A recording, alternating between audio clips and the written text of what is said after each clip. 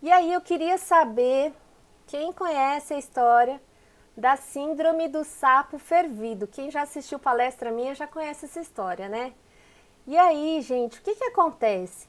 Na verdade, tudo isso que a gente está passando foi só uma aceleração, tá? Uma aceleração dos processos. A gente teve que se digitalizar muito rapidamente por conta da pandemia. Mas isso já vinha acontecendo, essa transformação digital, que é a quarta revolução tecnológica, né? E aí tinha muita gente que não estava percebendo isso. Na verdade, tinha muita gente que ia morrer e não sabia que estava num caldeirão sendo cozido, tá? E eu vou contar aqui por que é a historinha do sapo fervido. Dizem que o sapo, os estudos, né, revelam que os anfíbios, eles têm o sangue frio, né? E aí, bom, quem for da área, se tiver alguém que entende de biologia, me corrija aqui se eu tô falando alguma coisa, tá? Diferente, mas pelo menos foi a história que eu estudei ali, né?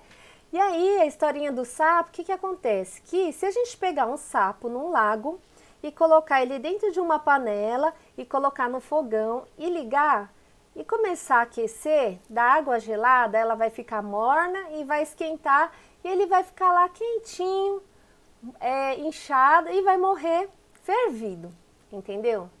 E era isso que estava acontecendo com muitos empresários, porque a revolução tecnológica ela estava vindo devagarzinho, ela estava aquecendo, e aí tinha muita gente que estava o quê? As vendas despencando, venda caindo, perdendo fatia de mercado, né? E não sabia o que estava acontecendo. De repente, aconteceu essa pandemia que foi o quê? Um choque térmico, né?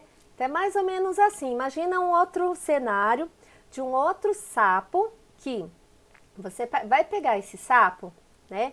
E você não vai colocar. Vamos imaginar um cenário diferente. Então, esse mesmo sapo é outro sapo agora, tá? Porque o outro, o primeiro, ele já morreu cozido. O segundo sapo é um sapo que eu peguei do lago e tem uma panela fervida. Quando eu jogo esse sapo dentro da água, ele vai pular meio chamuscado, né? Mas ele vai pular fora dessa panela, entendeu?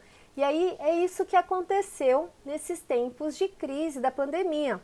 Porque tem gente que morreu, tá? Infelizmente, a gente já vocês são do comércio, sabem que muitos negócios já fecharam portas e continuam de portas fechadas e talvez vocês nem saibam que vai continuar ainda de portas fechadas porque o dono se mudou e ele desistiu do negócio, tá?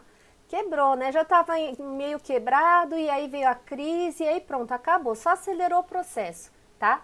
É quem não estava se modernizando. Teve outros lojistas que levaram um susto, acordou, né? Teve que se reinventar para sobreviver.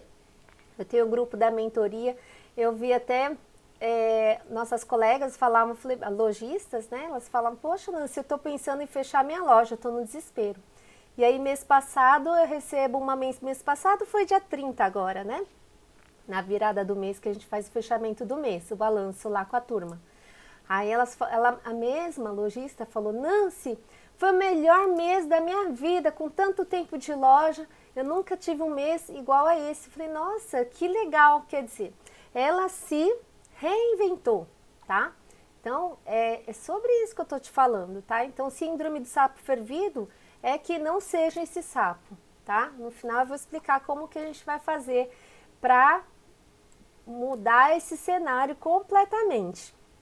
Bom, pessoal, e aí, né, claro, vocês já viram esse cenário aí, que na crise as cartas são redistribuídas, né? Então é como se fosse um jogo de baralho, quem está por cima antes estava comandando e tá tudo bem, e aquele que não tinha poder de barganha, às vezes nesse reviravolta, o que estava embaixo é o que vai ficar em cima, o que está em cima fecha o negócio, e muda tudo, tá? Então é sobre isso. Hoje a gente vai falar bastante sobre como que a gente vai se reposicionar diante do cenário que está acontecendo. Vocês já viram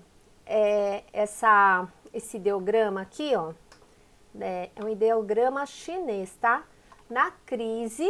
Então, as palavras japonesas, chinesas, são junções de símbolos, né? E dizem que o primeiro símbolo aqui da crise na China significa perigo. E o segundo significa oportunidade. Então, quando junta perigo com oportunidade, significa crise. E o que é a crise? Na crise, o que a gente precisa fazer? Tira o S e aí crie, tá? Crie novas oportunidades, novas possibilidades.